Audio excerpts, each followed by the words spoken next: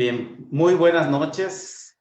Es un placer darles la bienvenida a la celebración de la tercera emisión de nuestro foro Gestión e Innovación de las MIPYMES.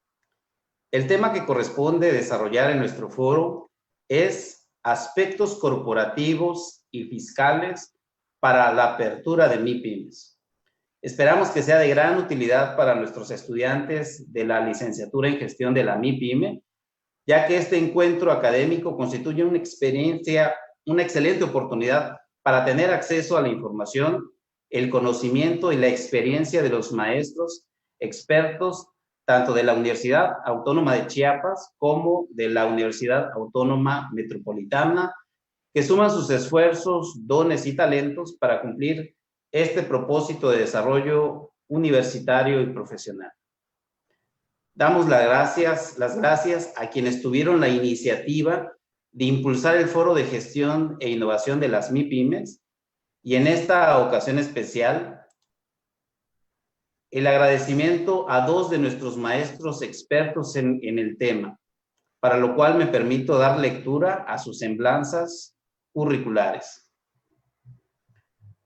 Por la Universidad Autónoma Metropolitana, agradecemos la presencia de la maestra María Estela Villanes Cisneros.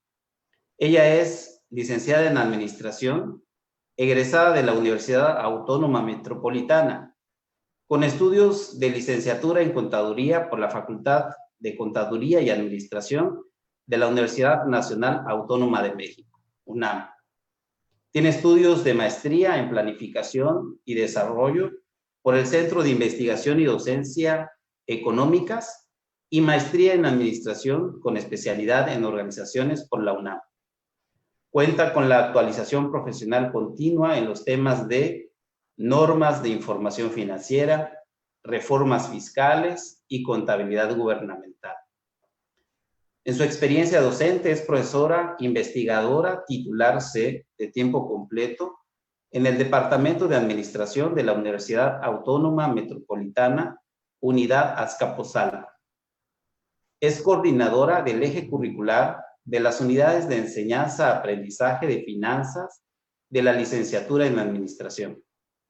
Ha impartido cursos de educación continua sobre administración de nóminas, seguro social, administración de obligaciones fiscales, informática contable y administrativa, contabilidad gubernamental, entre otros. Ha coordinado la celebración de importantes eventos académicos, como Expo Conocimientos Fiscales y Kiosco Fiscal Es Tiempo de Saber. En cuanto a los proyectos de investigación registrados por la maestra, destacan el trabajo gerencial femenino en México y educación y gerencia en México, el perfil de una nueva generación de administradores. Es responsable del proyecto de servicio social Promoción de Cultura Fisco-Financiera para Universitarios.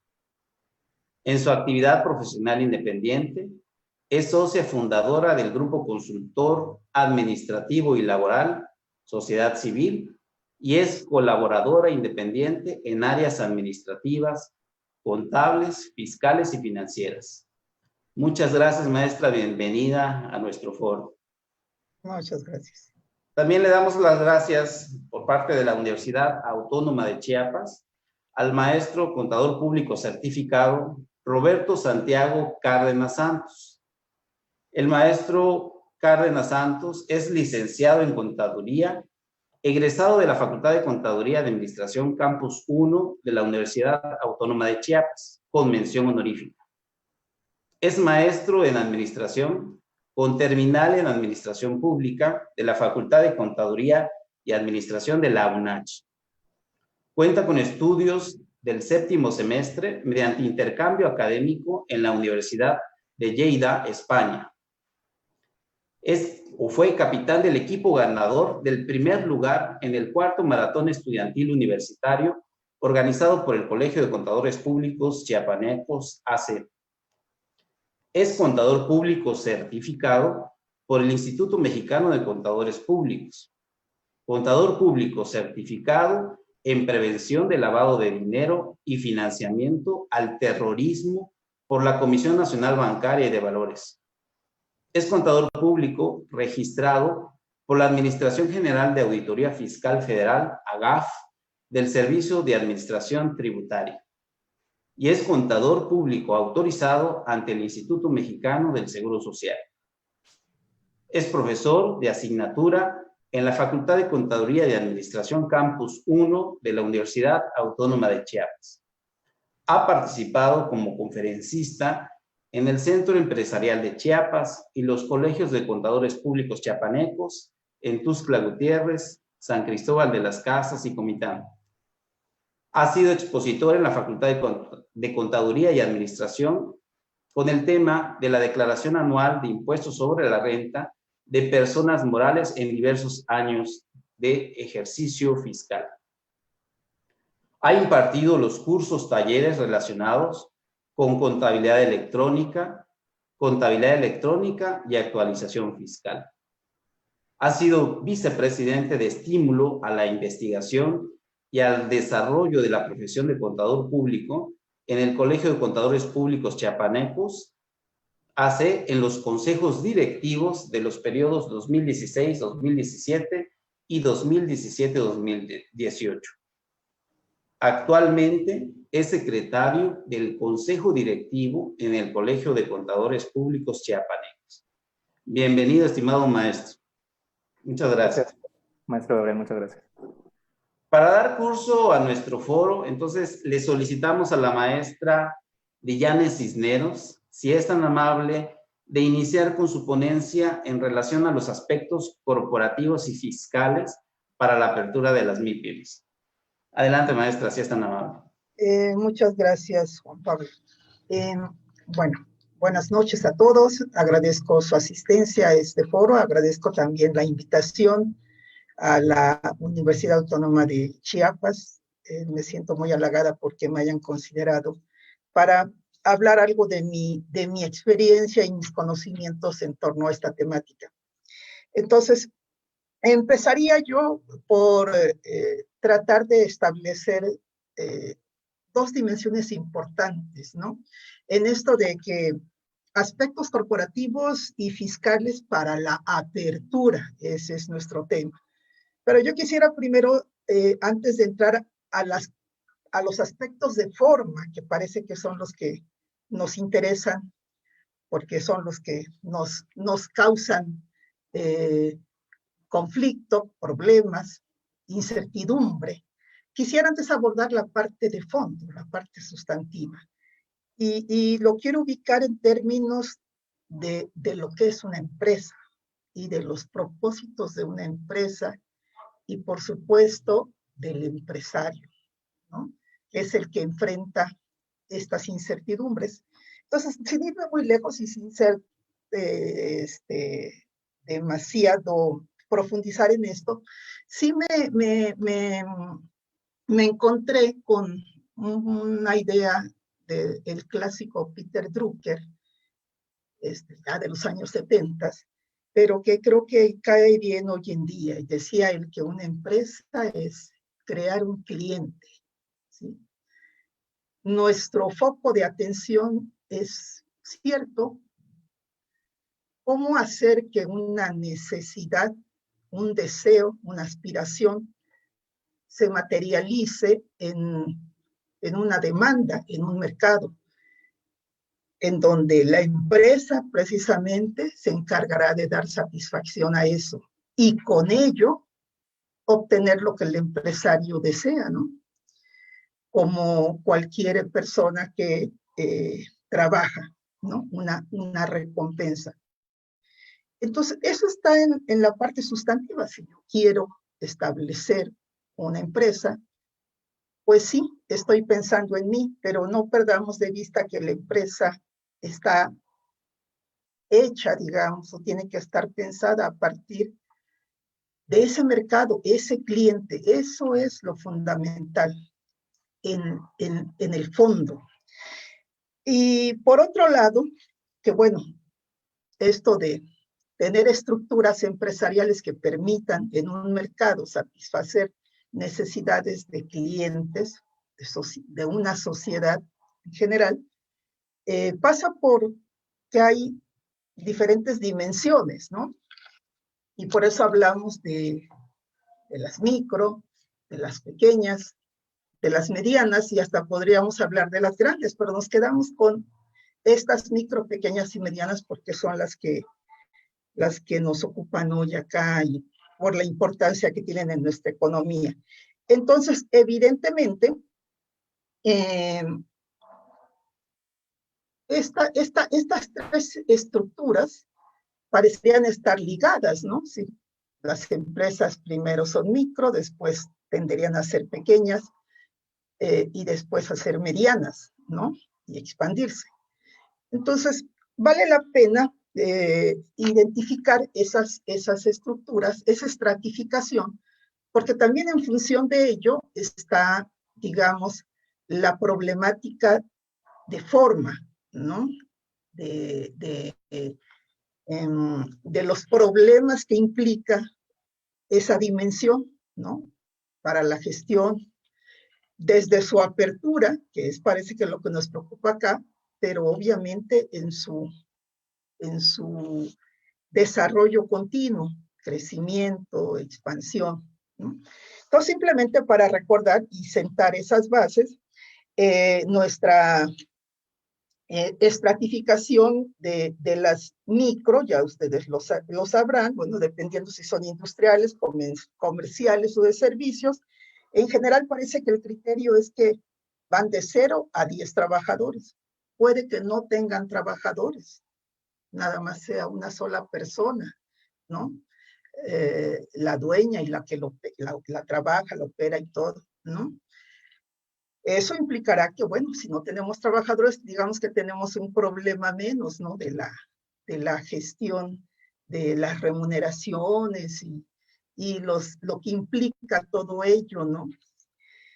Las pequeñas, que entre 11 y 50 personas, más o menos, y las medianas, ¿no? Que hasta 250 personas, más o menos, ¿no? Dependiendo del tipo de actividad, las comerciales y de servicios, que hasta 100. Es decir, hay esos parámetros, ¿no? Y en la parte de los ingresos, en la parte de las ventas, también es interesante encontrar los elementos que las caracterizan, que las micros, pues estarían ahí como máximo los 4 millones de pesos, y que las pequeñas 100 millones de pesos, y que las medianas hasta 250 millones de pesos, ¿no? Más o menos eso nos da un parámetro para identificar la dimensión, ¿no? de lo que tenemos en las manos o de lo que queremos tener como empresa, ¿no? Entonces, bajo esa panorámica, yo digo, bajo esa parte esencial, lo que nos preocupa es la forma, ¿no? En principio, ¿qué vehículo utilizar, ¿no? Para materializar estas aspiraciones de un empresario, emprendedor, que trata de incursionar en un mercado, hacerse de un cliente y que tiene la perspectiva de mantenerse, ¿sí? Porque el riesgo de todo, en todo negocio, el riesgo siempre existe. Entonces, no podemos entrar a la competencia, entrar al mercado, entrar en él, pensando en que esto no tenga éxito. Siempre la postura es que tenemos un plan de negocios, un proyecto de inversión, y entonces hemos tratado de minimizar esa incertidumbre, y el mismo riesgo lo tenemos contemplado, ¿no? Después, a lo mejor en otra intervención podremos ahondar en esta parte del riesgo. Entonces, sobre la parte de la forma, y ahí siempre considerar, yo digo que la primera gran decisión es si esto lo queremos formal o informal, ¿no? Es decir, un poco pensando en que el costo de estar en lo formal o lo informal es diferente. Y parece que eso nos preocuparía, ¿no? ¿Qué es lo que nos hace reducir el costo o hacer que no nos sintamos tan presionados, ¿no? Pero aquí creo que lo que hay que fortalecer es esta idea de la formalización, de tomar el negocio como algo serio y algo en lo que nos vamos a empeñar, ¿sí? En hacerlo bien y correctamente. Y entonces eso nos lleva a la parte del conocimiento, ¿sí? De toda esta, en algún momento dicho así, tramitología, pero en todo este protocolo de la formalización de un negocio, sea en una estructura individual, en un vehículo de persona física, o sea en una estructura de sociedad, ¿no? Como persona colectiva en alguna modalidad de empresa o en alguna forma empresarial. Entonces, no importa, puede ser en uno o en otro. Aquí el punto es que para ello hay que cumplir siempre con una normatividad. La normatividad existe afortunadamente, no como una traba, no como algo que nos restringe, sino como algo que tiene que garantizarle tanto al emprendedor, al empresario, como al mercado, ¿sí? Garantizarle que los actos que ahí se realicen son seguros, son transparentes, ¿sí? Cumplen con una serie de requisitos, son de calidad, en fin.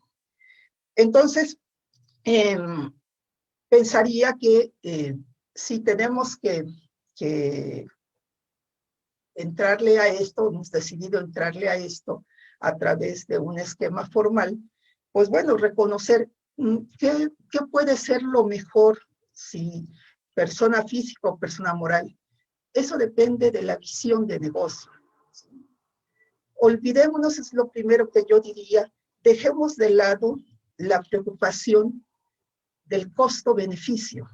En principio, eso siempre va a estar ahí, siempre, ¿sí? Y siempre nos va a preocupar. Pero tendrá que salir a partir de una buena eficiencia operativa de la empresa. Y en principio, si hemos decidido aperturarla, es porque, insisto, tenemos un plan de negocios que debe de estar avalando, fundamentando nuestra toma de decisiones. Entonces, pensemos que el costo de la formalidad es un costo que debe de cubrir el negocio, si no, no es negocio. Como dicen, negocio que no da para pagar sus impuestos no es negocio, pues efectivamente, que no da para cubrir sus costos y sus gastos, pues no es negocio. Y también tener presente que la rentabilidad, el máximo beneficio, si bien es el fin último, el mismo Peter Drucker lo decía, tiene que ser visto en el tiempo, en el largo plazo, no necesariamente en lo inmediato, que es lo que quisiéramos todos, ¿no? Pero más bien ubicarlo en el mediano y largo plazo y pensar más bien en el corto plazo en términos de la eficiencia operativa. Tener clientes, conservar clientes, operar, trabajar para el cliente, y eso tendrá que tener sus frutos, ¿no? En los primeros meses o en el primer año, seguramente no tengamos esa máxima utilidad deseada, pero el que nuestra empresa sea solvente, sea estable financieramente, es un buen simiente, ¿no? Es ir sentando los simientes para que nuestra empresa perdure. Dejaría yo aquí, que por no excederme, me dieron 10 minutos, no sé cómo ande de tiempo, y en todo caso profundizar un poco más en los aspectos fiscales en una siguiente intervención. Si estoy bien, Juan Pablo, o tengo tiempo de continuar, ustedes me dicen. Pues maestra, vamos a abordar y profundizar en los temas. Entonces, por lo pronto, una primera intervención creo que vamos bien. Le agradecemos mucho por compartir su conocimiento y experiencia y sobre todo esta información que nos permite estar al día sobre cuáles son los factores que afectan el desarrollo de las MIPYMES. Aquí también recordar a nuestra audiencia que se encuentra abierto el chat en vivo donde se realiza la transmisión del evento y en el cual pueden hacer preguntas o comentarios que consideren pertinentes, aprovechando pues que están nuestros maestros con esta disponibilidad de información y de experiencia. Entonces, bien, si les parece, entonces continuamos con el maestro Roberto Santiago Cárdenas Santos. Creo que el maestro le pedimos sea tan amable de iniciar con el tema específico sobre los aspectos corporativos y fiscales para la apertura de las MIPYMES. Por favor, estimado contador, si es tan amable. Gracias, maestro Gabriel Velázquez. Un saludo también, maestra Estela Villanes, y a todos los que nos siguen a través de redes sociales con este interesante tema. Permítanme compartirles mi pantalla en esta breve presentación de, espero sean menos de 10 minutos, de verdad lo espero, y que voy a omitir algunas partes que ya la maestra Estela atinadamente fue explicándonos hace un momento respecto a los aspectos corporativos y fiscales para la apertura de micro, pequeñas y medianas empresas. Me gustaría partir de un poco de los antecedentes. La normatividad que implica el aperturar un negocio tiene sus orígenes en las leyes rodías, que en el mar Mediterráneo eran las islas en las cuales convergen puntos de comercio de las principales ciudades y de las embarcaciones que ahí se situaban. Con el fortalecimiento del Imperio Romano y el robustecimiento de su sistema jurídico, entonces se incorporan estas normas al derecho romano. Posteriormente, los comerciantes, los gremios, forman sus propios códigos de comercio en las ciudades en las cuales realizaban las ferias para realizar sus actividades empresariales. Ellos mismos pusieron sus normas y sus tribunales. Posteriormente, el Estado, refiriéndonos al primer gobierno que toma esta normatividad, es el país de Francia, para dar pie al primer código de comercio de Napoleón, que posteriormente sería replicado por las diferentes ciudades, principalmente europeas, hasta llegar a México, en aquel entonces llamado como Nueva España, a través del Consulado de México y sus ordenanzas. Pues bien, este código de comercio que nos da las bases del aspecto corporativo de las empresas, data del año de 1889, en el que fue promulgado por don Porfirio Díaz. Y ciertamente se mantiene firme porque ha sido adaptado, en el sentido de que le han sido extraídas ciertas partes del Código de Comercio para dar pie a leyes específicas, como es el caso de la Ley General de Sociedades Mercantiles, a la que nos vamos a referir en el tema de hoy, en el aspecto corporativo. Y algunas otras leyes que nacen con posterioridad y que no se incorporan a este Código de Comercio, sino que nacen de manera aislada en leyes específicas. Vamos a definir a la empresa, como lo realiza Cervantes, que citaba Barrera, a aquella organización de una actividad económica que se dirige a la producción o el intercambio de bienes o servicios para el mercado con fines de lucro. Y en ese sentido, la clasificación de las MIPYMES que nos otorga de manera formal la clasificación oficial que da la Ley para el Desarrollo de la Competitividad de la Micro, Pequeña y Mediana Empresa, y que ya ha abordado la maestra Estela, la vamos a omitir para poder avanzar en los demás temas, pero pues sí es en función del número de trabajadores que acabamos de ver hace unos breves minutos. Vamos a entender a la empresa como aquella que está conformada por tres elementos desde una perspectiva macroeconómica, que son tierra, trabajo y capital. El capital que está formado por las aportaciones que realizan los socios o los accionistas. Y este capital es el que se pone en riesgo. Entonces se separa el patrimonio o el capital de cada persona física del patrimonio que se incorpora a esta empresa y que forma este primer elemento de capital. vamos a entender como hacienda o patrimonio, y en la analogía que hacíamos hace un momento sería el término de la tierra, a todos aquellos elementos materiales e inmateriales que en conjunto permiten la realización de las actividades de la empresa, como por ejemplo los inventarios, los activos fijos, las maquinarias y todos los demás elementos que se necesitan para la producción, comercialización o prestación de servicios. Y por último, el trabajo, esa fuerza obrera que es implementada no solamente por el personal de producción, sino también por el personal operativo y administrativo, que en conjunto, a través de la remuneración de un salario, permiten llevar a cabo las actividades de la empresa. En este sentido, los emprendedores podrán elegir entre constituirse como una persona física o como una persona moral. Y aquí solamente quiero enmarcar que el primero de los atributos, que es el de la capacidad, que es el que son sujetos de derechos y obligaciones, es el mismo para ambos. Y también son similares los atributos de domicilio, patrimonio y de nacionalidad. Encontramos la primera diferencia en el atributo del nombre, que adquiere la persona física en el acta de nacimiento que se encuentra en el registro civil, mientras que la persona moral solicita ante la Secretaría de Relaciones Exteriores el uso de una denominación o razón social, a través de la cual se va a identificar. Y si comparamos también el atributo del estado civil, la persona física puede actuar por cuenta propia o bien en sociedad conyugal, que eso sería como una copropiedad, mientras que la persona moral no tiene estado civil. Bueno, respecto a la comparación, de manera muy breve en este punto voy a decir que la persona física es la empresa, de una manera muy práctica, de una manera muy simple.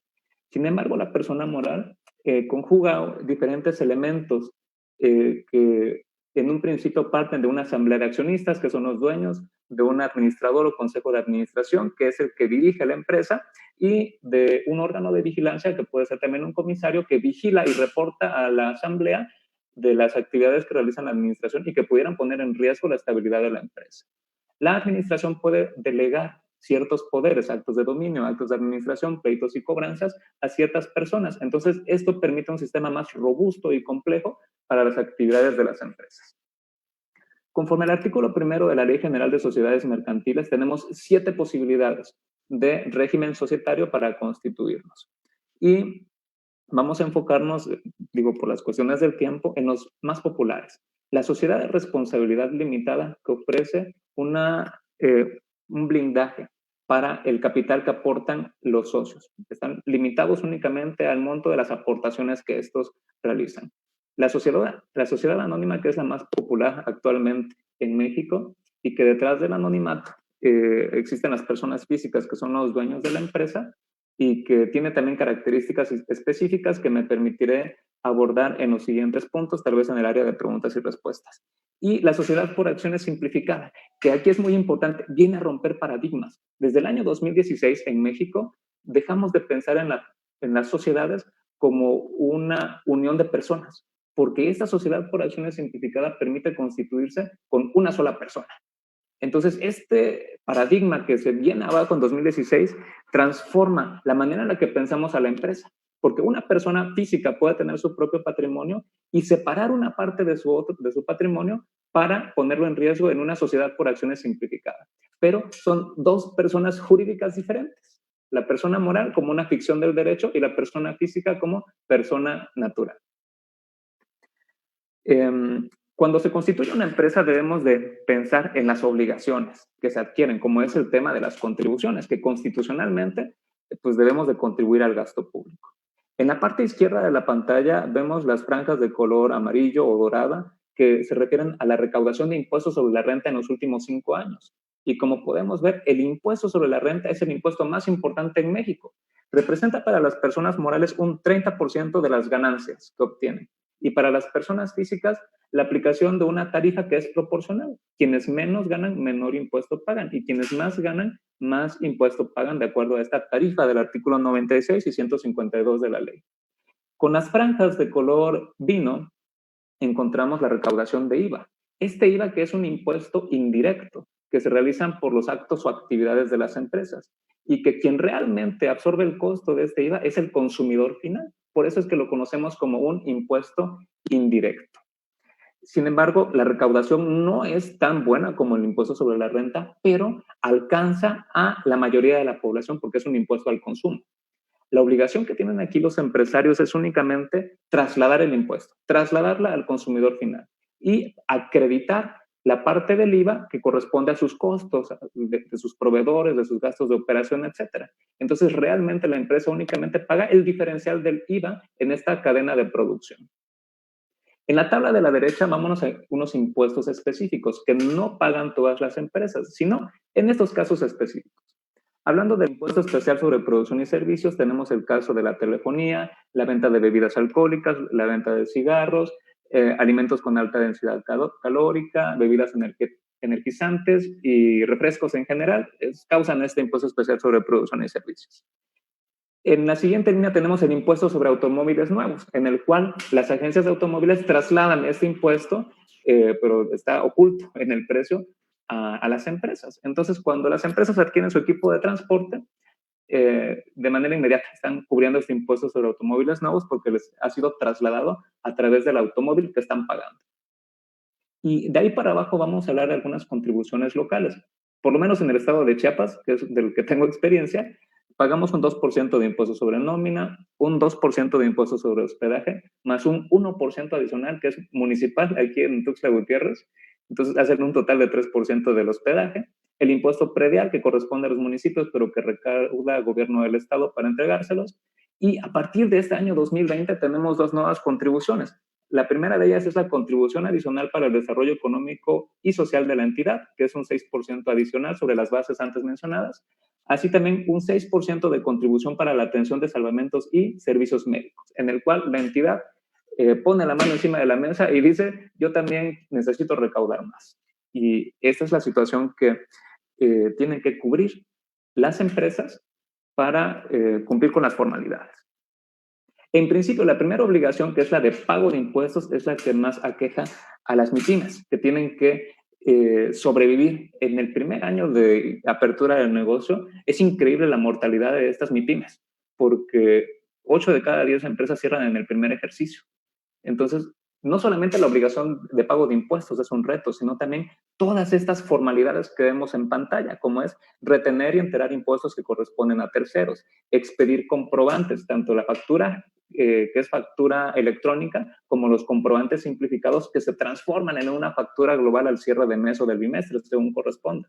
El llevar una contabilidad electrónica, con sus excepciones, que las podremos mencionar más adelante. El presentar avisos como el cambio de domicilio, apertura o cierre de establecimientos, reanudación, aumento o disminución de obligaciones, suspensión de actividades, etc.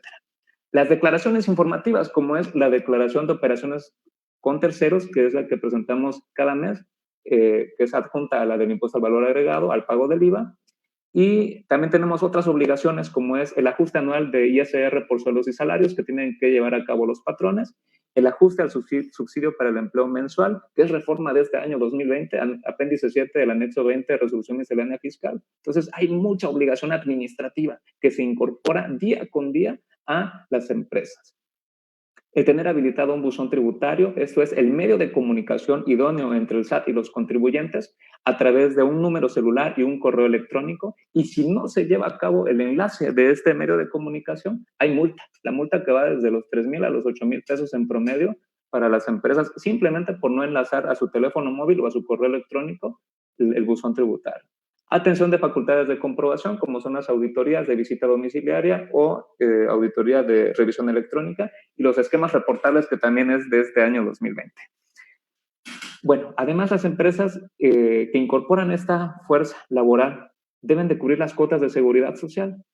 Para estas cuotas en México son tripartitas, porque participan gobierno, patrones y trabajadores. En esta simple comparación, los trabajadores cubren entre un 2 y 3% de cuotas, mientras que los patrones tienen algunos ramos que son exclusivos, que no comparten con los trabajadores, como es el ramo de seguro de riesgo de trabajo y el ramo de guarderías. Por lo tanto, se incrementan las cuotas que pagan los patrones entre un 30 y un 40%. Ante esta situación que aqueja a las empresas, tenemos un aliado. Este aliado para el cumplimiento, que es la opinión de cumplimiento, que emana del 32D del Código Fiscal de la Federación para el SAT, y que también existe uno en el buzón del IMSS, en el cual las empresas pueden estar al pendiente. Y eso es muy recomendable, que las empresas cada mes generen su opinión de cumplimiento, para que antes de que sean requeridas, notificadas, multadas, embargadas o que les congelen las cuentas bancarias, ellas puedan cumplir de manera espontánea con sus obligaciones. Entonces, esta es estratégicamente lo más recomendable, estar al pendiente de cumplir correctamente para no ser sancionadas.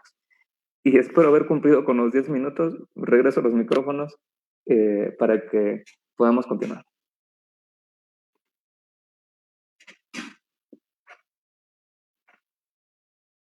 Muy bien, muchísimas gracias, maestro Roberto Santiago. Gracias por su conocimiento, por la experiencia, por tener esta actualización al día de la información y de la carga tributaria que tienen, pues que estamos obligados todos los que somos contribuyentes, y que en las políticas públicas actuales tenemos que contribuir para el desarrollo de nuestro país, de nuestras entidades federativas.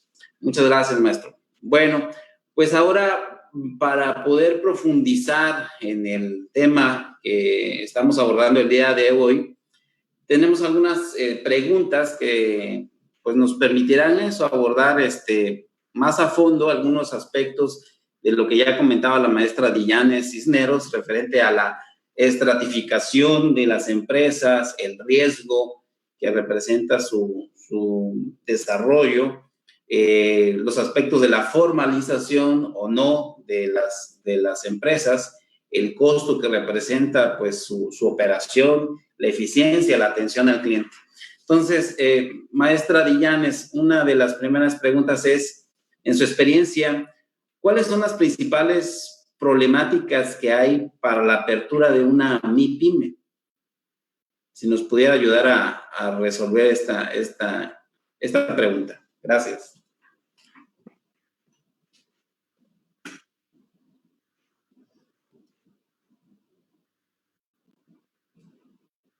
Estimada maestra, parece que su... Perdón, sí estaba apagado. La primera problemática, si queremos verlo así, si queremos aperturar una empresa formalmente, ¿sí? Porque podemos hacerlo de manera informal, pero formalmente es enfrentarnos precisamente a los requisitos que normativa y legalmente estamos obligados. Y no solo porque las leyes lo digan, sino porque en el fondo deben de estar cumpliendo con una idea de tener una empresa que represente, que garantice seguridad, ¿sí? Que inspire a los clientes en un marco legal seguro, ¿sí? Por lo que ustedes quieran, un establecimiento mercantil con las características de un establecimiento mercantil, de acuerdo con la norma, con lo que establezcan las regulaciones locales, o cumplir con los requisitos de protección civil, qué sé yo, lo que se implique en ese sentido. Enfrentarnos a eso implica, insisto yo, es que el empresario, el emprendedor, asuma de una manera seria, comprometida, con convicción, el hecho de arriesgarse a poner un negocio, ¿sí? Y dar certeza en lo económico, en lo jurídico, al mercado que quiere atender, ¿no? ¿Que eso va a costar? Puede que sí, ¿sí? Pero es parte de mi plan de negocios, debe estar ahí contemplado en mi proyecto de inversión, no lo pude dejar de lado, ¿sí? Lo tuve que tener contemplado. Estamos hablando de la apertura, que yo ya decidí abrir el negocio, y ya lo decidí no por una corazonada, sino porque tengo una base racional sobre la cual tomé decisiones, y ahora estoy dispuesta a arriesgarme, ¿sí? Si no estoy dispuesto a arriesgarme, entonces no aperturo nada, ¿no? Y puedo obtener ingresos haciendo la misma actividad, ¿no? Pero bueno, desarrollándolo en ese plan. Es importante esto de la formalidad, y quiero resaltarlo porque evidentemente ser empresario no es fácil, ¿sí? Implica cierto, enfrentarse a una situación económica que es agresiva, ¿no? Que está constantemente, parece, en nuestra contra, y aún así sobrellevarla. Creo que aquí hay que destacar que si existe algún aliciente adicional al querer aperturar formalmente un negocio, es que también eso nos hace acreedores a apoyos del gobierno. Estaba viendo la presentación del profesor Roberto, y sí, efectivamente existe un marco jurídico de apoyo a las empresas solidarias o a las MIPYMES, de hecho, ¿no? Hay una ley de apoyo a las MIPYMES, hay fondos. Acceder a estos fondos implica solventar requisitos formales que la misma autoridad me pide. No creo ver yo en sí mismo, en el cumplimiento de trámites, una barrera, ¿sí? Insisto, mi postura es en ese sentido. Creo que qué bueno que existan regulaciones, ¿sí? En el sentido de que eso garantiza la actuación de los agentes, debe garantizar, quiero pensar que garantiza la actuación de los agentes económicos en el mercado, de seguridad, ¿no? De seguridad económica y seguridad ambiental, física, en fin, ¿no? Por ahí pensaría yo esta primera pregunta, Juan. Muchas gracias, maestra. Efectivamente, el riesgo que asume un emprendedor, un empresario, es muy significativo y en la actualidad mucho más ante esta situación de la pandemia que todos conocemos. Entonces, ¿cómo asumir, cómo resolver los problemas? Le pediríamos entonces ahora al maestro Roberto Cárdenas Santos, si es tan amable, maestro. Igual, en su experiencia, ¿cuáles son las principales problemáticas que hay para la apertura de una micro, pequeña y mediana empresa? Si es tan amable, contador. Sí, gracias, estimado Gabriel. Pues bueno, desde el momento de la constitución, cuando los accionistas o los socios acuden al notario público, encontramos una barrera que es el tiempo para conseguir el trámite. De la manera tradicional, que es la sociedad de responsabilidad limitada o la sociedad anónima, las que más se recurren, pues el notario realiza los trámites, en ocasiones pide que le concedan un poder especial para tramitar el uso de denominación o razón social ante la Secretaría de Relaciones Exteriores o que ellos mismos puedan hacerlo. Y en el momento en el que intentan inscribir esta acta protocolizada en el Registro Público de la Propiedad y del Comercio, encontramos que para la inserción de este folio mercantil hay que esperar. Hay que esperar en el folio para obtener esta inscripción del folio mercantil. Y este tiempo de espera muchas veces es para las empresas que se les vaya el negocio por la oportunidad que representa para ellos la actividad que esperaban comenzar a realizar. Entonces, esos trámites que pueden ser muy tardados cuando tocan el registro público representan una problemática para las empresas desde el principio. Esta situación se puede superar, sí, al realizar el trámite de constitución de una sociedad por acciones simplificada a través del portal de la Secretaría de Economía, en el cual ciertamente lo ideal es que ya cuenten con esta autorización de uso de denominación o razón social para que sea más rápido, pero que sin embargo implica por lo menos de 5 a 10 días para poder concluir con la constitución de la empresa. Aunque un elemento muy importante es contar con firma electrónica. La firma electrónica del socio o accionista será vital. Y la confirmación, la aceptación de los demás socios y del representante legal, etcétera, todo con firma electrónica, vale la pena que cuenten con una firma electrónica vigente. Esta que es la tecnología con la cual tiene la misma validez que la firma autógrafa y que ya no se puede repudiar, de acuerdo a esta ley de firma electrónica, no se puede decir que no es el mismo contribuyente o el mismo ciudadano el que lo está realizando, porque tiene todos los efectos legales. Entonces, si se cuenta con el apoyo de esta tecnología, hay menos burocracia, hay menos trámite y todo se puede realizar en este plazo de tiempo a través de los portales. esa misma firma electrónica nos va a abrir las puertas para descargar del portal de Secretaría de Economía la firma electrónica, pero de la persona moral, ya otro ente jurídico diferente al socio o accionista.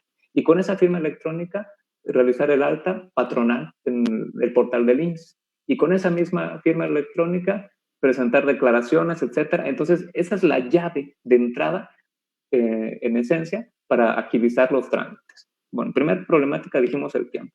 Segunda problemática que enfrentan las MIPYMES, la competencia desleal. El competir en precios con aquellos negocios que no están pagando impuestos, o competir en precios con el lavado de dinero. Me refiero a ese dinero que circula en nuestro territorio, pero que es solamente la fachada, el disfraz que se le da a el origen, que es ilícito, hablando de venta de armas, hablando de drogas, hablando de mercancía que ingresa por las aduanas y que no paga los aranceles, mercancía prohibida en general, se disfraza a través de empresas que no buscan competir en precios, lo que buscan es simplemente lavar dinero. Y si para eso tienen que pagar impuestos, pagan impuestos encantados, porque realmente en el mercado ilegal en el que se manejan son muy rentables. Entonces, una MIPYME enfrenta no solamente la dificultad de sostenerse en el mercado atendiendo a sus costos básicos, costos de operación, costos de producción, costos de administración, sino también que no pueden elevar el precio más allá de lo que lo hace la competencia, porque entonces el mercado se va hacia otro negocio y deja de ser negocio. Siguiente dificultad que tienen las empresas. En México tenemos cuotas de seguridad social muy caras. La cuota patronal es altísima. Esto representa para las empresas, bueno, desde hace mucho tiempo, ya más de 20 años, la búsqueda de figuras como las empresas outsourcing o las empresas insourcing, en las que se busque minimizar la carga de aportaciones de seguridad social, o algunos otros esquemas que no son recomendables, pero que más vale la pena efectuar estos pagos de seguridad social para tener la cobertura de apoyo médico para nuestros trabajadores.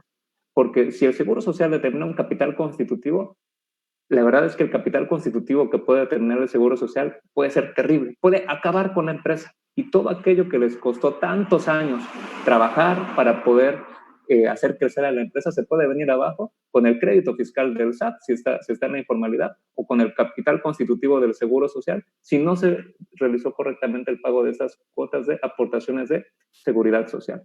La invitación entonces es a nuestros legisladores para que se encuentren los mecanismos idóneos para que aquellos que se encuentran en el mercado informal puedan migrar a la formalidad y entonces sí, todos parejos podamos competir en precios. Y a la unidad de inteligencia financiera en el sentido de que haga su trabajo, de que persiga estas actividades del lavado de dinero, porque aquejan constantemente a las finanzas de las empresas formales. ¿Ser formal conviene? Claro que conviene. Como bien lo comentaba la maestra Estela, la verdad es que hay diferentes apoyos que se pueden obtener. El más reciente que recuerdo, en el mes de mayo, con el crédito solidario a la palabra, que se aperturó en primer lugar a aquellos patrones que son formales ante el Seguro Social. Entonces, los primeros que recibieron este crédito solidario a la palabra en mayo de 2020 fueron las empresas, que sostuvieron su plantilla laboral durante esta periodo de pandemia que inició en marzo, si no me recuerdo, ya tenemos mucho tiempo en la contingencia, pero pues sí, apoyos como estos son para las empresas formales. Ahí mi participación, Gabriel. Gracias. Muchas gracias, Roberto. La verdad que, y maestra Villanes, la verdad que la información, el conocimiento, la actualización que ustedes tienen, pues nos enriquece. Y también podemos identificar áreas de oportunidad para quienes estudiamos el tema de las MIPYMES. Y estos temas, pues, que son problemáticas, se convierten en campos de estudio y campos de desarrollo profesional para los que estamos inmersos en el tema. Pues muchísimas gracias. También debo comentarles que la audiencia, el foro que tenemos en el día de hoy son más de 300 personas, son 330 personas que nos acompañan.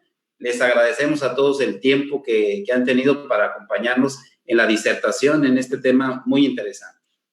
Bueno, vamos a continuar con otra de las preguntas que tenemos aquí identificada, que es la siguiente. Vamos a empezar a invertir un poquito el asunto. Ahora vamos con Roberto, maestro Roberto. Para abrir una MIPYME, entonces, ¿cuál será la mejor opción? ¿Hacerlo de manera individual como persona física o como una sociedad mercantil, una persona moral? Una persona física que tiene que asumir toda esta problemática o el reto de tener una contabilidad electrónica, firma electrónica, buzón tributario. ¿Cuál es la mejor opción, maestro? Sí, pues bien, cada situación es particular. En ese sentido, aquí en el despacho, cuando recibimos a prospectos de clientes y vienen con todo el afán de comerse el mundo, de comenzar y crecer, etcétera, tenemos que analizar cada situación. Para aquellas empresas que van a iniciar con un bajo volumen de ingresos, me refiero a que están todavía estudiando, van a comenzar a ver cómo funciona el mercado. Si se trata de un bajo volumen de ingresos, lo que más le conviene es algo fácil y práctico. Y esto es constituirse como persona física, que tiene beneficios inmediatos. Con la firma electrónica, la persona física en una computadora con acceso a Internet puede hacer muchos trámites y que además tiene algunos beneficios, por ejemplo, si sus ingresos no rebasan de 2 millones de pesos, que pueden tributar en un régimen de incorporación fiscal a flujo de efectivo. Entonces, para este tipo de empresas, les recomendamos lo más práctico, persona física. Si se trata de una empresa familiar que ya probó, ya conoce el mercado, ya sabe que es rentable y quiere consolidarse, entonces a esta empresa le recomendamos que establezcan políticas de gobierno corporativo, es decir, que se sienten a platicar cuál va a ser la función de cada integrante de la familia, si se pretende pasar el negocio a una segunda generación, la duración que pretenden que lleve a cabo el negocio, la familia, etcétera, para entonces sí constituir una persona moral, en la cual, sobre todo si se trata de un negocio que necesita tener diferentes puntos de venta en sucursales, en diferentes ciudades, en diferentes entidades del territorio mexicano, vale la pena delegar estas funciones y responsabilidades a los gerentes con sus respectivas poderes y asignación en actas de asamblea extraordinaria. Entonces, en esa situación que sí se requiere de una manera más robusta y que vale la pena pensar también en la sucesión, es decir, cuántos años va a durar esta sociedad y sobre todo los bienes que van a formar parte de la empresa, el capital de la empresa, cómo se va a distribuir, para pensar también en la transmisión a la segunda generación, en la que puede llevarse a cabo solamente con la compra-venta de acciones o de partes sociales. ¿De acuerdo? Además, a través de este sistema más robusto que es la persona moral, les pueden tener el beneficio de proteger el patrimonio. Esta protección del patrimonio que representa para el socio de una sociedad de responsabilidad limitada, para tener únicamente la obligación de aportar capital, y ese es el riesgo que corre. Pero que, sin embargo, para una sociedad anónima puede ser diferente, porque el socio accionista, más bien el accionista, solo va a ser responsable por el capital que aporta, pero el administrador de la empresa o los integrantes del consejo de administración pueden tener una responsabilidad subsidiaria con su patrimonio. Entonces, aquí habría que separar si conviene que, además de ser accionista y socio, también sea administrador o integrante del consejo de administración, o para proteger el capital, dejarlo solamente al accionista como tal y no mezclarlo con quienes corren riesgo en el patrimonio. Hay una situación particular en el caso de la sociedad por acciones simplificada. Ciertamente, los accionistas de las SAS solamente ponen en riesgo del patrimonio que aportan a la empresa, pero hay causales por las cuales pueden responder de manera solidaria, subsidiaria e ilimitada. Esto es, cuando rebasen el monto de los 5 millones de ingresos anuales, si no realizan la transición de la sociedad a una sociedad anónima o alguna otra, que ya no sea tan simplificada como esta, si no llevan a cabo la transición, o bien si realizan actividades delictivas, si cometen delitos, entonces los accionistas responden de manera solidaria, subsidiaria e ilimitada. Entonces, todo eso se lo tiene que aclarar desde el momento en el que se inicia la asesoría para que las personas puedan proteger el patrimonio y hacer crecer de una manera sólida sus empresas. Gracias. Qué interesante, Roberto. La verdad que hemos escuchado con atención toda esta información y pues nos das elementos también para poder fortalecer nuestra visión y nuestra intervención, estudio de las MIPYMES. Muchas gracias por transmitirnos este conocimiento. Maestra Dillane, si es tan amable, entonces, en su opinión, ¿cómo lo hacemos? ¿Como persona física o como persona moral? Sí, gracias.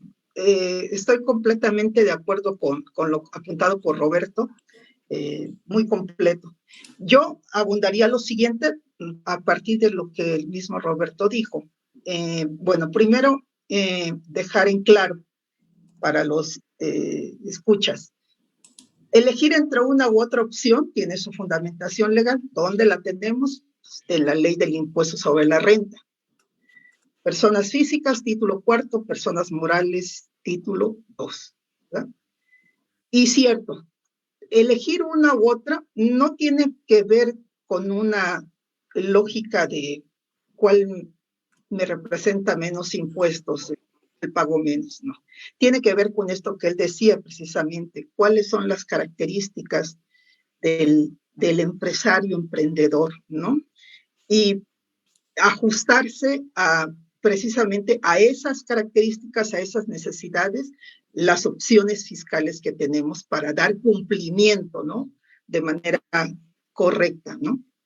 Yo quisiera señalar en la parte de la opción de personas físicas, que cierto, para emprendedores, personas que inician, personas que son individuales o que a lo mejor inclusive de manera, puede ser que hasta familiar, pero que alguien de manera individual se hace responsable del negocio, tiene sus ventajas en términos de este régimen que está en el título 4, capítulo 2, sección 2, ¿no? El régimen de incorporación fiscal, que ha sido, creo yo, un buen acierto de política fiscal para apoyar a los emprendedores, para incentivar la formalidad y gradualmente ir llevando a los contribuyentes hacia un cumplimiento pleno de sus obligaciones fiscales, ¿no? El gran mérito que tiene este régimen es la reducción en la carga fiscal, ¿no? A grosso modo, seguramente ya muchos saben de eso. Cierto, para estar en ese régimen estamos hablando precisamente de operaciones de negocio que no rebasen los 2 millones de pesos al año, y el beneficio fundamental es que de manera gradual se va reduciendo el impuesto de más a menos, ¿no?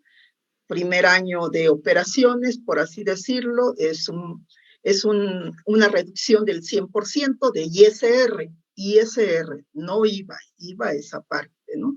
No pagamos nada de ISR, para el segundo año se reduce un 10%, eso quiere decir, perdón, se reduce un 90%, eso quiere decir que mi carga fiscal será del 10%, y así sucesivamente hasta los 10 años en donde de mantenernos en nuestra actividad empresarial, bueno, ya nos convertiríamos en un contribuyente en toda la extensión de la palabra, no pasaríamos a lo que se considera el régimen general. Entonces, este asunto del régimen de incorporación fiscal, además de otros beneficios que podríamos encontrar en el tipo de deducciones que pueden hacer, es muy conveniente ahí. Creo que la mejor opción para personas físicas con actividades empresariales, ¿sí? Y tal vez yo diría que la única limitante es que su alcance de negocios no sea superior a esos 2 millones de ingresos al año. Por el otro lado, entrando a las opciones de las figuras jurídicas colectivas, que es el de las sociedades mercantiles, pues evidentemente ahí tenemos la opción general, digamos, lo que es el régimen general, que aquí me corregirá Roberto en su momento, si es necesario. La gestión, de hecho, en términos generales, de una persona jurídica colectiva como una sociedad, sí es un poco más compleja, evidentemente, ¿no? La autoridad fiscal, bueno, los mismos legisladores establecen una serie de procedimientos legales que pueden ser no fácilmente comprensibles, ¿no? Para determinar sus obligaciones, ¿no? Eso también creo que me faltó mencionarlo. Bueno, esto de las obligaciones fiscales hay que reconocerlas en términos económicos de pago, impuestos, lo sustantivo, pero también en términos informativos. Y creo que en el campo de las personas morales, las obligaciones tanto en el plano del cálculo, digamos, de sus impuestos de ISR, como en la parte informativa, sí se vuelven una carga fiscal realmente abundante, ¿no? Y además complicada, ¿no? Con todas las opciones que se pueden abrir.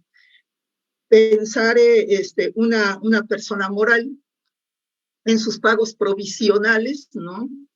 Tiene que hacer una serie de cálculos, ¿no? Que no son fácilmente comprensibles para cualquier mortal, eso está más que claro. Puede implicar problemáticas para un emprendedor, un grupo de emprendedores que de entrada quisieran incorporarse en esta figura, ¿no? Sí requieren, creo yo, la asesoría, muy cercana de expertos que los puedan guiar y los puedan realmente asesorar en su cumplimiento. No es una cosa sencilla. Podemos abundar en ese sentido. Me gustaría nada más terminar que, bueno, al final, efectivamente, la persona moral obtiene la utilidad del beneficio y hay que repartirlo. Y entonces entramos a la problemática de los dividendos. Y aquí no perder de vista que, bueno, la persona moral debe de pagar sus impuestos como persona moral. De ello sale la utilidad que se va a repartir, se va a distribuir entre los socios accionistas. Y los socios accionistas ya son personas físicas que a su vez tendrán que pagar impuestos sobre este dividendo que reciben. ¿Sí? Eso hay una diferencia muy importante con respecto a la persona física, ¿no? Que en la persona física nada más es, digamos, el impuesto directo que se paga, ¿no? Con base en una tarifa, pero acá no hay que perder de vista, ¿no? Es la utilidad de la persona moral paga impuestos y después la distribución de dividendos para que llegue a los socios accionistas también incorporará un gravamen fiscal ahí, ¿no? Que hay que considerar en esta parte. Sería todo. Muchas gracias, maestra. La verdad que con toda esta información, pues nos vemos fortalecidos para poder intervenir en algunos aspectos académicos y de participación profesional en las MIPYMES. La verdad que les agradecemos mucho esta información. Debo comentarles que sí ha sido bastante fluida la información de comentarios y dudas en el chat. Y creo que en función del tiempo vamos a elegir algunas de ellas. En los temas que ya habíamos comentado, pues ya hemos abordado cuáles son aquellos temas corporativos o fiscales que pueden frenar la apertura de las MIPYMES. Pero por ahí hay una pregunta que yo considero sí es importante que podamos resolver, es ¿cuál es el panorama al que se van a enfrentar las MIPYMES post pandemia? ¿Y qué estrategias ustedes consideran deben de adoptar para poder continuar en el mercado frente a toda esta carga fiscal, tributaria y de reto en el mercado? Maestra Dillane, ¿sí es tan amable?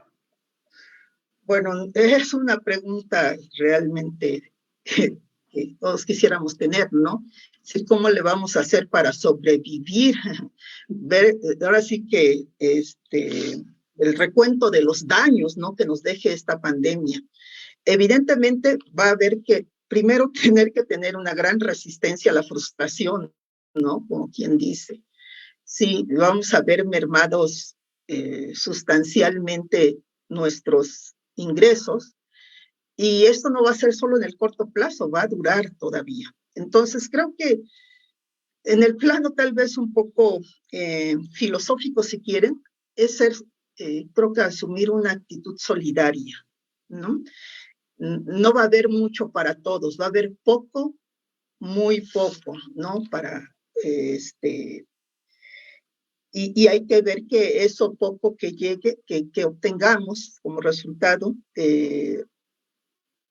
lo podamos compartir en aras, uno, de mantener las empresas funcionando, de mantenerlas, ¿no? Y dos, tratar de que, no solo me refiero a mantenerlas en este costo-beneficio, ¿no?, sino mantener el mercado, es decir, mantener nuestros clientes, mantener nuestros productos, estar presentes, pues, en la mente de nuestros consumidores.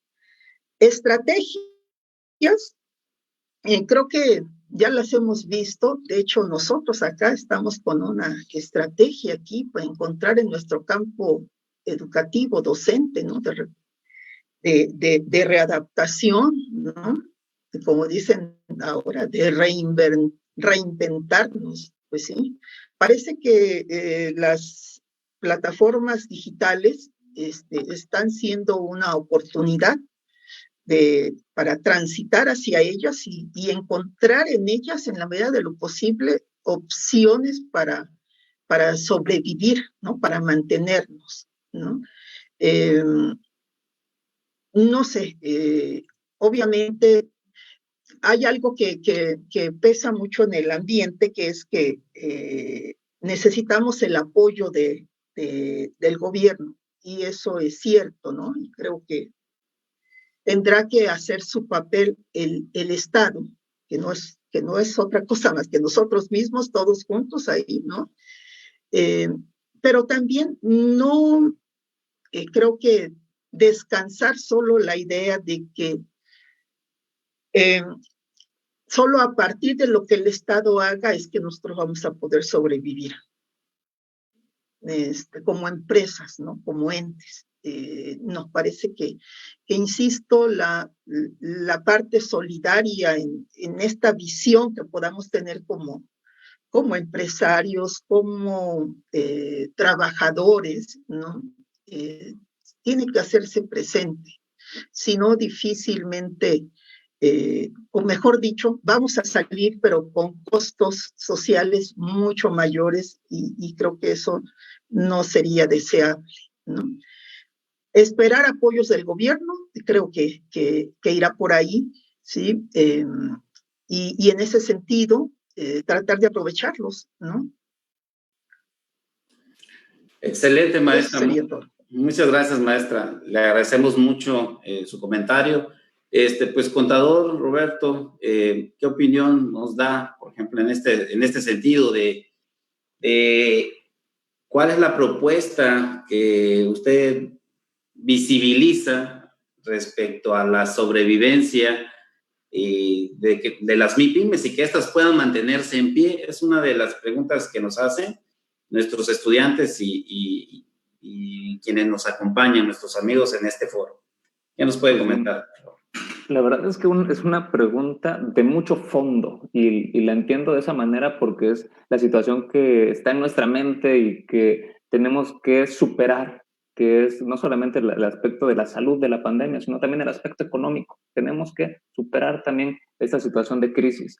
Y a todos los que nos escuchan a través de redes sociales, pues estas plataformas de capacitación, esas plataformas de colaborar como lo hacemos a través de las instituciones educativas, de la UAM, la UNACH, nos han dejado claro que las plataformas y todas aquellas negocios que se llevan a cabo en línea, como es el caso de la capacitación. Digo, este evento es gratuito, pero hay muchas capacitadoras que lo están tomando como negocio, capacitación en línea, con muy bajos costos y por lo tanto una muy buena rentabilidad, aunque los precios son realmente bajos para la capacitación en línea. La pandemia nos está enseñando que realmente el salir de casa a buscar tus productos no era tan necesario. ¿Por qué? Porque hay empresas que ya te las llevan. O sea, las plataformas te permiten seleccionar y en ese sentido el comercio local se ve que va a sufrir el recuperarse después de la pandemia. ¿Por qué? Porque ya no solamente compite con el de al lado, ya no solo compiten los que están en el centro de la ciudad con los que están en las plazas comerciales a las orillas y viceversa, sino también ya compites con productores, con fábricas que mandan a todo el país y distribuyen a todo el país con muy bajos precios. Esto ya se veía venir, desde años anteriores en los cuales teníamos el Buen Fin por ahí del mes de noviembre, el Hot Sale, el Cyber Monday, son esos flashazos que tuvimos de que el comercio en línea, la venta en línea, iba a despegar y a través de la pandemia es lo que sucedió. Algunos de mis clientes que vendían de manera habitual a través de redes sociales o que ofertaban sus productos y que llegaban a recogerlos al negocio, además ya utilizaban de por sí la plataforma, entonces cerraron los negocios pero siguieron vendiendo en plataforma. ¿Y qué pasó con la retención de impuestos que nace también en este año 2020? Muchas cosas pasaron en este 2020. La retención que llevaron a cabo las plataformas les comió el margen de utilidad a muchos de mis clientes. Decían mis clientes, la retención que me hace la plataforma ya acabó mi utilidad. Entonces, manejar márgenes de utilidad tan reducidos es muy riesgoso. En ese sentido, las empresas tienen que diferenciarse. Y en ese sentido va el consejo. Dar un valor añadido, dar un mejor servicio. Porque si el producto ya está topado en el precio de venta y no puedes subir el precio de venta, entonces sí puedes atender con una mejor calidad o dar valores complementarios, incluidos en el servicio, valores complementarios para conservar a los clientes. Esto es no solamente atenderlos bien, sino ofrecerles otra gama de productos que sean similares al negocio que necesiten y que de esta manera también debemos hacer conciencia de consumir local, porque de esta manera la economía fluye y podremos salir más pronto de estos periodos de crisis. Muchas gracias, Roberto. Te agradecemos mucho el comentario.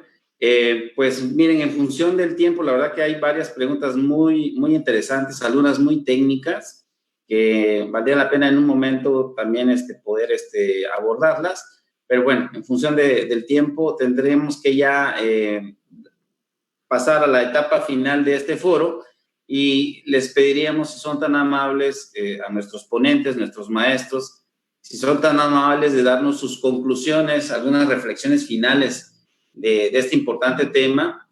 Sobre todo, aquí yo les pediría también pues un comentario para nuestros estudiantes, estos profesionales en formación que tenemos en nuestras manos, digo, porque también formo parte de la planta académica, de cómo, qué consejos, qué comentarios les darían a nuestros estudiantes para abordar estos temas que son tan interesantes. Maestra Dillane, si es tan amable, entonces sus conclusiones en este foro. Gracias. Sí, muchas gracias. Bueno, ¿qué podríamos concluir al respecto? Insisto, cuando veo el tema, aspectos corporativos y fiscales para aventurarme a abrir una empresa, ¿no? Para aperturar una empresa. Y quisiera terminar un poco como inicié, con un planteamiento sustantivo y hablar del riesgo, ¿sí? El aperturar un negocio, el atreverme a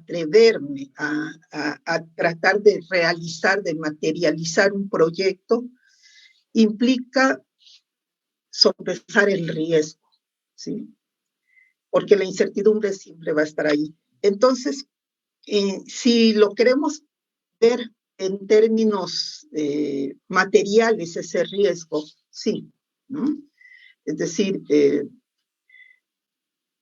ya las mismas normas de información financiera es un poco lo que voy a retomar acá. Se encargan mucho de precisar, ¿no?, a los agentes económicos dónde hay que poner los ojos para ir cuidándonos de los vaivenes que forzosamente la economía, el mercado nos va a poner enfrente. Entonces, punto número 1, pensar la solvencia de nuestra empresa, su estabilidad financiera, ¿sí? Y entonces, no sé, quiero yo pensar que cuando yo me quiero arriesgar a poner un negocio con 50,000 pesos, es porque en la bolsa traigo 150, ¿sí? Es decir, me estoy previniendo, ¿no? Es decir, no estoy poniendo toda la carne al asador, ¿sí? Estoy siendo precavida, pero sé que quiero un negocio con 50,000, pero sé que acá atrás tengo mi respaldo. Estoy pensando en una estabilidad, mantener, porque los vaivenes van a estar ahí, ¿no? Las olas, el oleaje va a estar ahí, ¿no? Segundo punto, sí, pensar la liquidez. Todo negocio, sobre todo cuando empieza, necesitamos flujos, ¿no? Poder solventar crediticiamente, ¿no? Tener esa reputación comercial en el corto plazo, ¿no? Porque sí, el crédito va a estar ahí. Ese es un arma que tengo, ¿no? Y que puedo echar mano de ella, ¿no? Entonces, utilizar esa arma implicará que, sí, en mi cabeza estén atravesándose números y todos los días estar sopesando ese elemento, ¿no? Cómo lograr liquidez. Y que evidentemente contar, quiere decir que contar con los recursos suficientes. Todos los días las ventas, ¿no? Tercero, habíamos ya mencionado la parte de la eficiencia, mi operación, ¿no? La eficiencia operativa, ¿no? En esto de atender a mis clientes, y materialmente es que eso se convierta en ventas, ¿sí? En ventas, de contado o a crédito. Ya el crédito es una venta, eso es bueno. Es mejor que mis mercancías estén en la bodega del cliente a que estén en mi bodega.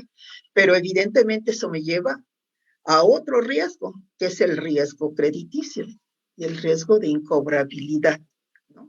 También eso lo tengo que tener aquí en la mente, que ya no solamente tengo que estar pensando en vender, sino también cómo voy a cobrar, cómo voy a hacerle para que mis clientes cubran sus adeudos, ¿no?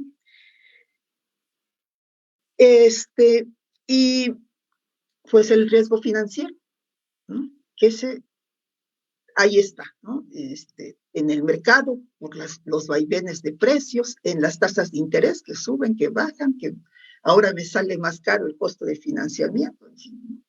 Entonces, yo quisiera terminar con eso, ¿no? Nuestras decisiones en esto, si me quiero aventurar en aperturar un pequeño negocio, está pensado en mi tolerancia al riesgo, ¿sí? Y en que ya tengo las armas o me estoy haciendo de ellas, ese es el conocimiento, ¿no?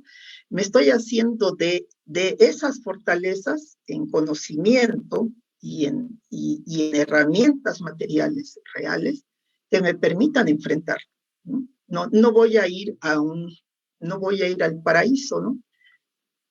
El negocio implicará siempre estar en una lucha constante, ¿no? Y entonces ese va a ser el gran mérito y lo que podrá tener recompensa. Gracias, profesor. Pues muchas gracias, maestra. Le agradecemos mucho sus aportaciones, sus reflexiones, todos estos elementos que son ejes temáticos de estudio. La verdad que ahí va inmerso mucho lo que tenemos que pues conocer, investigar, estudiar para profundizar y responder ante ante este mercado laboral que vamos a tener o mercado de desarrollo profesional. Muchas gracias, maestra, muy amable. Ahora le pediríamos al maestro Roberto Santiago, si es tan amable, contador, de darnos sus conclusiones y reflexiones finales de este foro. Gracias, maestro Gabriel. Voy a retomar un poco lo que bien nos comentó en las conclusiones la maestra Estela de manera muy atinada. La verdad es que coincide con uno de los consejos que me dio mi padre hace algunos años en este asunto de los negocios, como es el despacho. No debemos de tener todos los huevos en la misma canasta. Esto es, hay que diversificar, hay que saber correr riesgos en diferentes escenarios. Y me voy a referir en ese sentido, por ejemplo, a la economía que se mueve actualmente. Hace algunos años muchos negocios cerraron los locales que tenían en el centro de la ciudad y se fueron a las plazas comerciales. Estoy convencido de que muchas empresas ahora no solamente están dejando las plazas comerciales, algunas lo están viendo como una área de oportunidad, además de quedarse en plaza comercial, formar parte de estas plantas industriales en las cuales se encuentran las cadenas de distribución de Amazon, de eBay, de Mercado Libre, en donde en estas naves industriales puede estar el almacenaje de mi mercancía y estar dispuesto ahí para la venta a través de la plataforma. Entonces, los lugares de almacenamiento y de ubicación de la mercancía están cambiando. El empresario tiene que estar muy abierto en ese sentido para poder estar al día en qué es lo que están haciendo las demás MIPYMES y en donde yo también debo posicionarme para estar listo en el momento del cambio. El empresario también desde un principio debe estar abierto a la posibilidad de llevar una transición, es decir, en el momento en el que comienzo el negocio, no irme a las grandes ligas, sino tal vez comenzar como una persona física, gozar de los beneficios del régimen de incorporación fiscal. Cuando supero los 2 millones de ingresos anuales, subir al siguiente régimen desde actividad empresarial y profesional. O si deseo constituirme desde un principio como una sociedad, una persona moral, hacerlo como una SAS, esta sociedad por acciones simplificada que va a ser más práctico, más rápido. Y cuando rebasemos el monto de los 5 millones de ingresos, entonces realizar la transición, tal vez a una sociedad anónima, o tal vez gozar de los beneficios de una sociedad de responsabilidad limitada, la cual puede no tener un órgano de vigilancia. Y el no tener un órgano de vigilancia puede representar menor costo para la empresa en ese sentido. Recomendaciones como estas, la verdad es que es mejor que sean otorgadas por un especialista de la región, alguien que ya tiene el acompañamiento, la experiencia de muchas otras empresas que se encuentran en la localidad. Para eso siempre vamos a recomendar, si me lo permiten, a nuestras instituciones, nuestros colegios de contadores, que forman parte de las federadas del Instituto Mexicano de Contadores Públicos y que están cerca de cualquier negocio dentro del país. El acercarse con un profesionista que les permita este tipo de consejos corporativos y también gozar de algunos regímenes fiscales, todo dentro del marco de la ley, nada fuera de la legalidad, es que serían las mejores recomendaciones, ¿no? Para que se puedan cumplir con las obligaciones y no se corran riesgos innecesarios. Como platicábamos hace un momento, un capital constitutivo del Seguro Social o un crédito fiscal que posteriormente el SAT va a estar embargando la cuenta bancaria, va a estar rematando los bienes de la empresa. ¿Y qué necesidad es? ¿Para qué tanto problema? Mejor las cosas bien hechas desde un principio en el mercado formal. Gracias. Pues muchísimas gracias, maestro. Les agradecemos a los dos, a nuestros ponentes, por su excelente participación en el foro. Muchísimas gracias. Nos dan elementos para seguir investigando y formándonos. Bien, pues les damos las gracias a toda nuestra audiencia que estuvo atenta a los comentarios y a la información que nos proporcionaron nuestros maestros. En especial agradecimiento a nuestros estudiantes que están adentrándose en el conocimiento de nuestro objeto de estudio, que son las micro, pequeñas y medianas empresas. Le agradecemos al equipo de la Universidad Autónoma Metropolitana por apoyarnos con la transmisión en vivo y a la Universidad Autónoma de Chiapas a través del Centro Universidad de Empresas, CEUNE, que nos permite formar parte de este importante foro. Gracias a todos los presentes en esta transmisión y los invitamos a que estén atentos para la siguiente emisión de nuestro foro, Gestión e Innovación de las MIPYMES. Que pasen una bonita noche. Gracias.